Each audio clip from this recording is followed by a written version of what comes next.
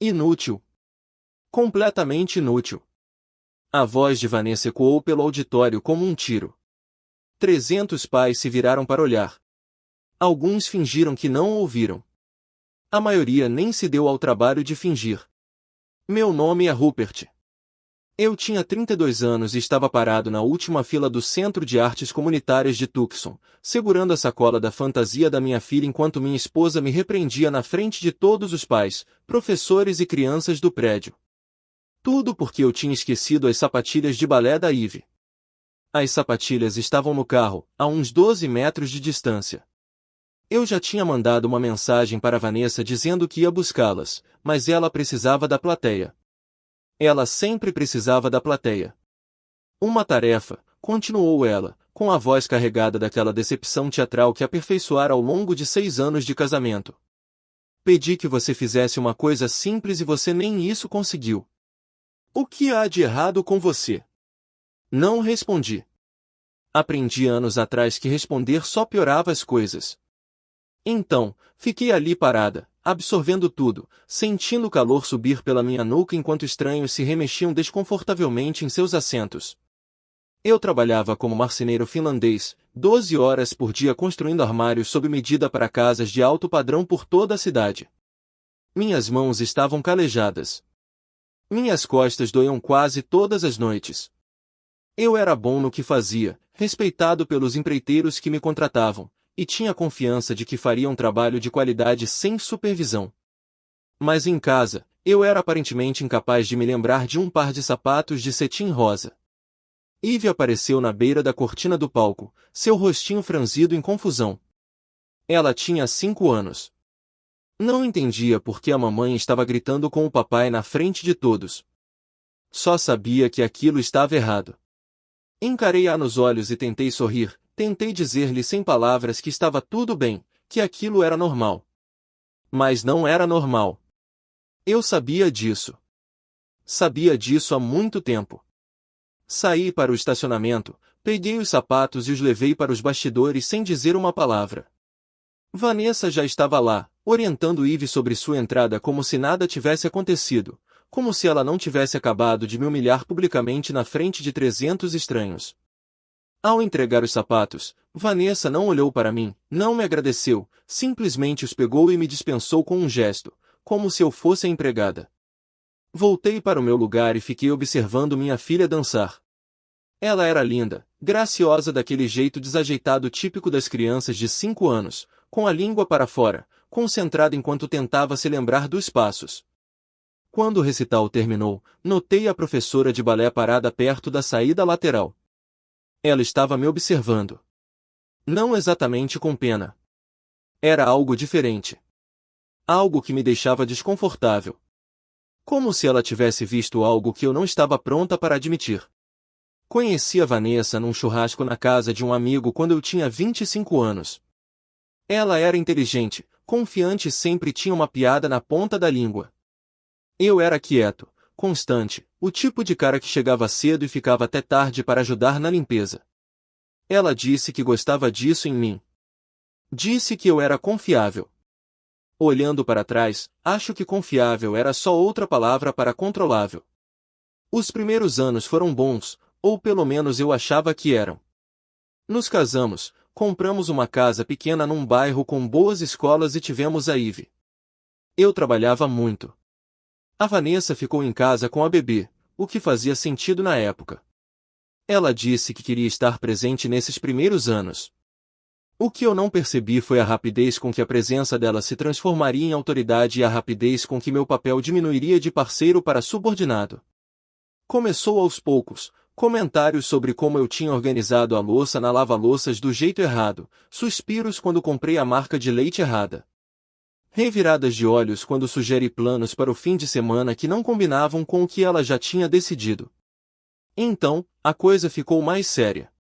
Ela começou a me corrigir na frente dos meus amigos, rindo das minhas opiniões, contando histórias sobre os meus erros como se fossem entretenimento.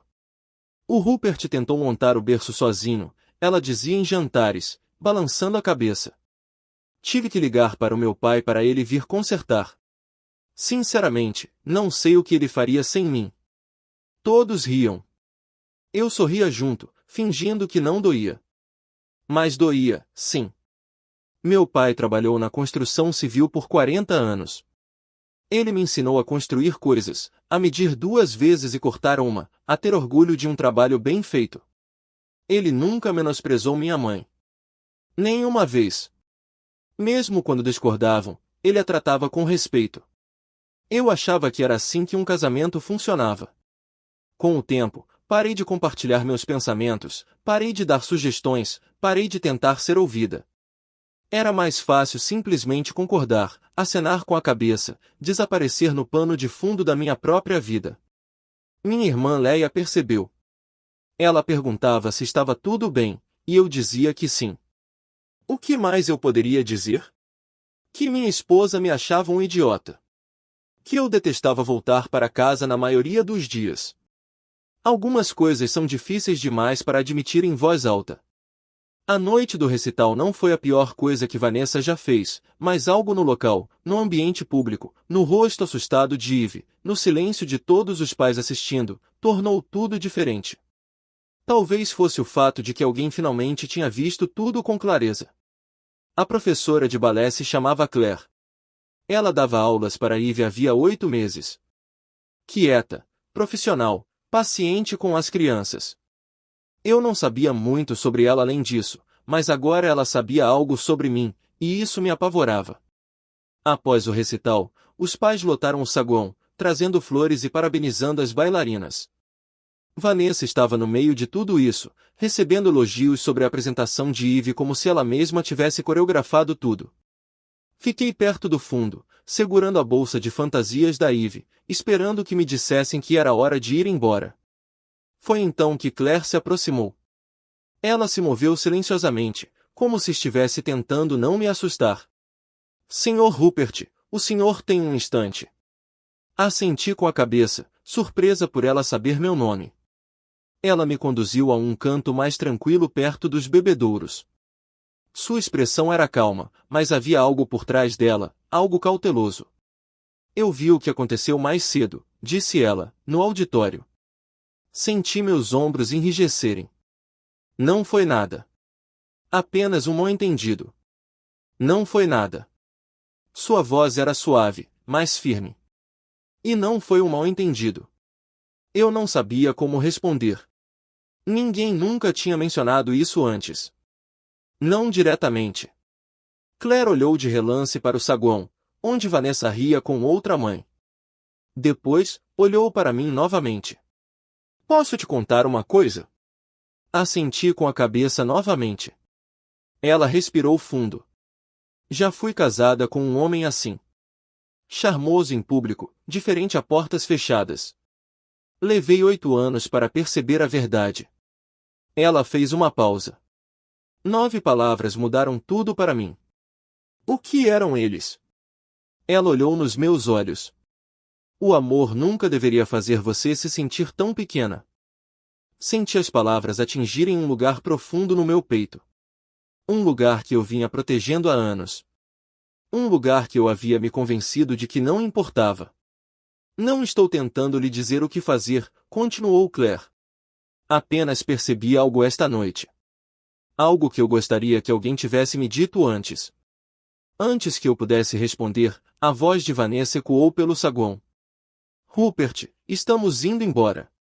Pare de fazer as pessoas esperarem. Claire acenou levemente com a cabeça. Cuide-se. Voltei para perto da minha família atordoada. Vanessa mal olhou para mim enquanto caminhávamos até o carro. Eve segurava minha mão, tagarelando sobre como quase se esqueceu da rodopiada, mas lembrou-se no último segundo. Coloquei os dois dentro do carro, liguei o motor e dirigi para casa em silêncio. Naquela noite, depois que Eve adormeceu e Vanessa estava assistindo televisão, sentei-me na varanda dos fundos e fiquei olhando para o céu. O amor nunca deveria fazer você se sentir tão pequeno. Passei 6 anos me retraindo, pedindo desculpas por coisas que não eram minha culpa, aceitando tratamentos que jamais teria tolerado de um estranho. Algo se abriu dentro de mim naquela noite. Não exatamente raiva, apenas clareza. Eu ainda não sabia o que ia fazer, mas sabia que não podia continuar vivendo assim. Nunca mais. Nas semanas seguintes, prestei mais atenção. Não às palavras de Vanessa, eu as havia memorizado há muito tempo, mas aos padrões subjacentes. O jeito como ela falava comigo quando estávamos sozinhas e quando havia outras pessoas olhando. O jeito como ela sorria para estranhos enquanto mal me dava atenção. O jeito como tudo o que eu fazia era ou errado ou insuficiente. Comecei a anotar as coisas, não para construir um argumento, mas apenas para enxergar tudo com clareza. Datas, comentários, situações, um registro de como minha vida realmente havia se tornado. A lista cresceu mais rápido do que eu esperava. Numa quinta-feira à noite, preparei o jantar. Frango grelhado, legumes assados e o purê de batatas favorito da Ivy. Arrumei a mesa, servi as bebidas e esperei. Vanessa entrou, olhou para a mesa posta e suspirou. Você usou os pratos errados, disse ela. Estes são para o dia a dia. Teremos visitas neste fim de semana. Não teremos visitas esta noite. Não é essa a questão. Ela pousou a bolsa. A questão é que você não pensa. Você nunca pensa. Senti aquele velho impulso familiar de me desculpar, de amenizar a situação, de fazer as pazes. Em vez disso, eu disse, eu fiz o jantar. Um simples obrigado seria bom. Os olhos de Vanessa se estreitaram. Com licença. Eu disse, um agradecimento seria bom. Só isso. Ela me encarou como se eu tivesse duas cabeças. Em 6 anos, eu nunca tinha reagido. Nenhuma vez. O que aconteceu com você? A voz dela ficou mais ríspida. Você tem agido de forma estranha ultimamente. Distante. Mal-humorada. Não estou mal-humorado. Só estou pedindo respeito básico. A palavra pairava no ar. Respeito. Algo estranho à nossa casa. Vanessa deu uma risada. Não uma risada calorosa. Daquelas que fazem a pessoa se sentir estúpida. Respeito. Ela balançou a cabeça. Quer respeito? Então conquiste-o, faça algo digno de respeito. Ela passou por mim, levou um prato para a sala de estar e ligou a televisão. Assunto encerrado. Jantei com a Ivy à mesa. Ela falou sobre o dia dela no jardim de infância, sobre uma lagarta que a turma dela estava observando, sobre como ela queria aprender a andar de bicicleta. Eu ouvi. Sorri. Tentei não deixar que ela percebesse o que estava se despedaçando dentro de mim. Depois do jantar, limpei a cozinha sozinha. Vanessa não ajudou. Ela nunca ajudava. Reflete novamente sobre as palavras de Claire, o amor nunca deveria fazer você se sentir tão pequeno. Ela tinha razão. E eu não ia mais fingir o contrário. No dia seguinte, liguei para minha irmã Leia e disse que precisava conversar. Conversar de verdade. Ela veio de carro durante o horário de almoço e ficou comigo na minha oficina, que fica atrás de casa. Acho que meu casamento acabou, eu disse. Leia não pareceu surpresa. Estive esperando você dizer isso por 3 anos. Doía ouvir isso, mas também me revelou algo importante. Eu não estava louca. Outras pessoas também perceberam. Elas só estavam esperando que eu percebesse por mim mesma. Naquela tarde, Leia e eu conversamos por 2 horas. Ela me contou coisas que eu me recusava a ouvir antes. Como nossa mãe tinha notado o jeito como Vanessa falava comigo nos jantares em família. Como meus amigos do trabalho tinham perguntado se estava tudo bem em casa. Como até a Ivy tinha comentado uma vez que a mamãe gritava muito com o papai. Todo mundo sabia. Todo mundo, menos eu. Ou talvez eu também soubesse. Só não queria admitir. Naquele fim de semana, comecei a pesquisar. Precisava entender com o que estava lidando. A biblioteca tinha livros sobre relacionamentos, comunicação e padrões emocionais. Peguei 3 emprestados e os li na oficina entre um projeto e outro. O que descobri foi perturbador. Os comportamentos exibidos por Vanessa, a humilhação pública, as críticas constantes, o descaso com meus pensamentos e sentimentos, tinham um nome: abuso emocional. Eu nunca tinha pensado nisso dessa forma. Abuso era físico. Abuso era algo que acontecia com outras pessoas. Mas as descrições coincidiam perfeitamente. O isolamento de amigos e familiares, a erosão gradual da autoestima, a maneira como a vítima começa a acreditar que merece o tratamento. Eu estava vivendo isso há 6 anos. Na terça-feira seguinte, encontrei Claire no supermercado. Eve tinha acabado de terminar sua aula semanal, e Vanessa me mandou comprar ingredientes para um jantar que ela ia dar. Claire me reconheceu primeiro. Como você está? Hesitei. Melhor, eu acho. Ainda estou me adaptando. Ela assentiu com a cabeça. Essa é a parte mais difícil, enxergar com clareza depois de anos de neblina. Estávamos no corredor dos cereais, duas pessoas que mal se conheciam, ligadas por algo que nenhuma de nós escolheu. Posso te perguntar uma coisa? Eu disse. Claro. Quando você se separou do seu marido, como soube que era a decisão certa? Claire refletiu sobre a questão. Perguntei a mim mesmo uma coisa: eu gostaria que minha filha permanecesse em um relacionamento assim. A resposta foi não. Isso esclareceu tudo. Pensei em Eve, no que ela estava aprendendo ao nos observar, no modelo de casamento que estávamos lhe oferecendo. A resposta me atingiu como uma onda. Eu não gostaria que Eve ficasse. Nem em 1 milhão de anos. Agradeci a Claire e terminei minhas compras em silêncio, mas minha decisão já estava tomada. Naquela noite, comecei a procurar um apartamento. Nada luxuoso, apenas um lugar seguro, tranquilo, onde eu e Eve pudéssemos viver sem ter que pisar em ovos. Vanessa percebeu a mudança em mim. Ela não conseguia definir exatamente o que era, mas sentia. Você tem sumido muito ultimamente, disse ela certa noite. Para onde você vai? Só para clarear as ideias. Esvaziar a mente de quê? Não respondi. Algumas coisas não valiam a pena explicar. Encontrei um apartamento de 2 quartos perto da escola da Eve. O proprietário era um professor aposentado que parecia simpático e não fez muitas perguntas. Dei um sinal e guardei as chaves na minha oficina. Em seguida, liguei para uma advogada de família. O nome dela era Patrícia e ela era especializada em casos de guarda envolvendo abuso emocional. Contei tudo a ela, a humilhação pública, as críticas constantes, a maneira como Vanessa controlava todos os aspectos de nossas vidas, enquanto me fazia sentir responsável por sua infelicidade. Patrícia ouviu sem interromper. Quando terminei, ela disse: documente tudo, datas, horários, testemunhas, se possível. Quanto mais provas você tiver, mais forte será o seu caso. Eu já tinha começado. Meu caderno estava ficando cheio. Nas 3 semanas seguintes, reuni o que precisava: mensagens de texto em que Vanessa me chamava de inútil, mensagens de voz em que ela gritava comigo por erros insignificantes, declarações da minha irmã e de 2 colegas de trabalho que testemunharam seu comportamento em diversos eventos.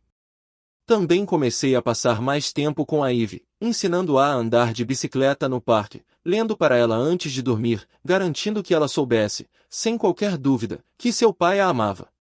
Vanessa percebeu o aumento da tensão e imediatamente se ressentiu.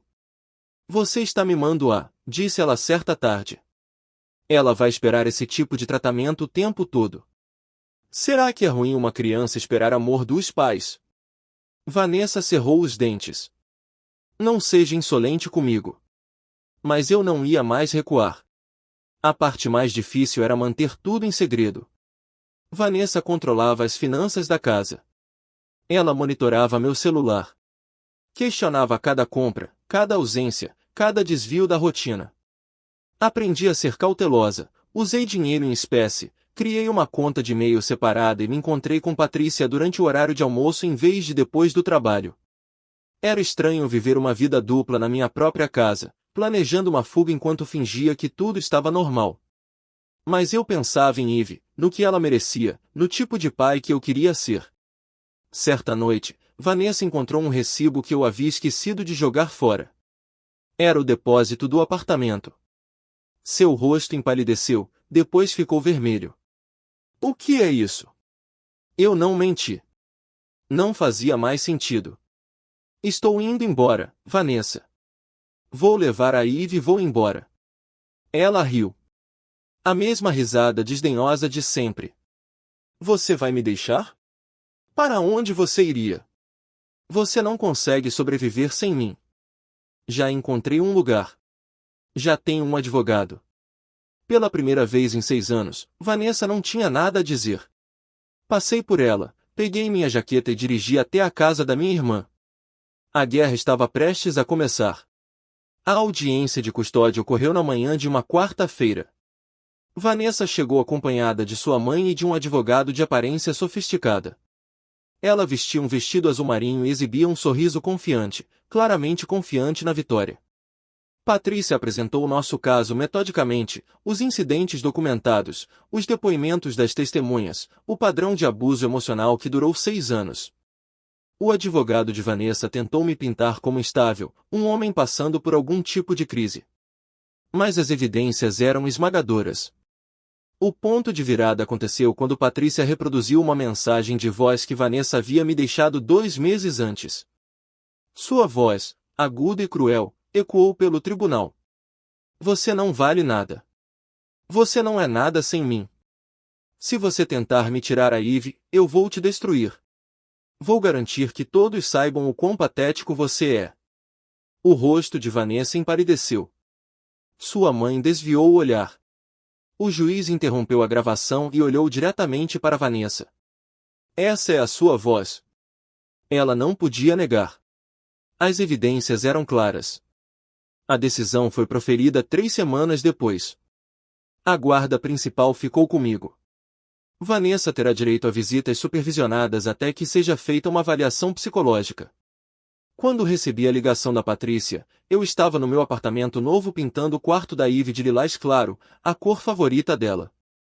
Sentei no chão e me permiti sentir alívio, exaustão, algo que talvez fosse esperança. Pela primeira vez em anos, eu conseguia respirar. Os meses que se seguiram foram tranquilos, no melhor sentido da palavra. Ivy se adaptou mais rápido do que eu esperava. Ela adorou seu novo quarto, sua nova escola, a sensação de calma que nosso apartamento transmitia em vez de tensão. Ela ainda via a mãe, mas as visitas eram supervisionadas, e Vanessa estava se comportando da melhor maneira possível, pelo menos por enquanto. Minha irmã Leia vinha jantar aqui todos os domingos. Meus pais vinham me visitar 2 vezes por mês. Retomei o contato com amigos que havia perdido durante o casamento, pessoas que Vanessa tinha afastado aos poucos. Claire e eu mantivemos contato. Ela se tornou uma amiga, alguém que entendia a jornada sem precisar que eu a explicasse. Ivy continuou tendo aulas de balé, e eu nunca perdi uma única apresentação. Enquanto isso, Vanessa enfrentou as consequências que passou anos evitando. A decisão sobre a guarda dos filhos tornou-se pública em seu círculo social. Amigos que só tinham ouvido a versão dela da história agora questionavam tudo. Sua mãe se afastou, envergonhada pela exposição pública. O controle que Vanessa exercia com tanta segurança se desfez no momento em que foi documentado e exibido em um tribunal. Ela me ligou uma vez, 6 meses depois da audiência. Sua voz estava mais fraca do que eu me lembrava. Não pensei que terminaria assim, disse ela. Nem eu. Desliguei sem dizer mais nada. Algumas conversas não precisam de um desfecho. Às vezes, ainda penso nas 9 palavras de Claire, o amor nunca deveria fazer você se sentir tão pequeno. Elas eram um espelho que refletia algo que eu me recusava a ver. Certa noite, eu estava sentada na varanda do meu apartamento enquanto Ivy perseguia vagalumes no quintal. Ela ria, livre, sem medo. Isso foi o suficiente. Passei 6 anos me encolhendo por alguém que nunca mereceu minha devoção. Agora eu estava construindo algo novo, algo honesto. O trabalho não estava terminado, mas, pela primeira vez, parecia que era meu.